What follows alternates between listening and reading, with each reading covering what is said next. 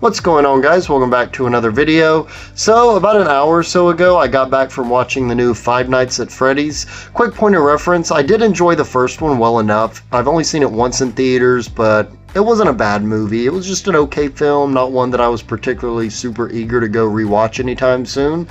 But yeah, walking into this, I did have my hopes up. I did kind of where the first one ended. I was like, okay, they have some potential to really cook with the sequel or sequels that they decide to do going forward. So yeah, I definitely understand where the critics are coming from with this. The first like 30 to 40 minutes, or really just the first half of the film in general, not very good. A lot of things just feel very sloppily edited together. The story, what little is actually there, makes zero sense in my opinion.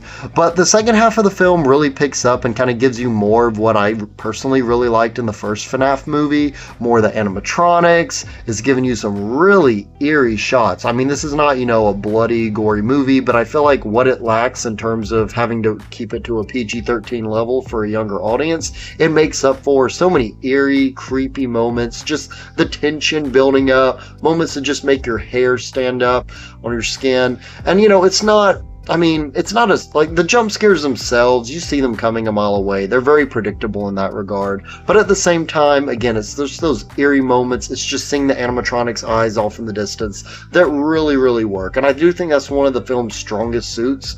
That and the fact that if you're somebody who loves the Five Nights at Freddy's video games, you'll definitely enjoy this, especially, again, in that second half of the movie.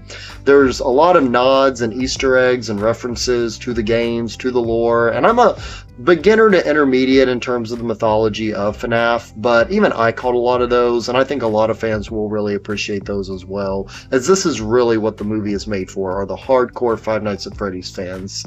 And yeah, going off of that though, in terms of the actual story, the story itself is pretty much non-existent. It kind of just feels like a series of events just thrown together and hoping that something sticks in terms of a coherent plot. It doesn't make a lot of sense the majority of the time, and that's one of the biggest bummers of this movie, is just really the lack of story. And again, that first 30 to 40 minutes, it really just takes a while for the actual plot to start going.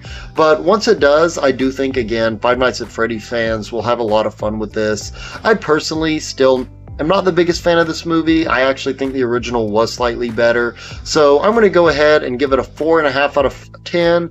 It's not a terrible film, but it's not a particularly good film either, or one that I would go out of my way to watch. But kind of where the first one ended, I do feel like there's still potential for them to really do much better in the third film, and hopefully any more that they decide to do. But yeah, let me know your guys' thoughts in the comments down below, and as always, take care.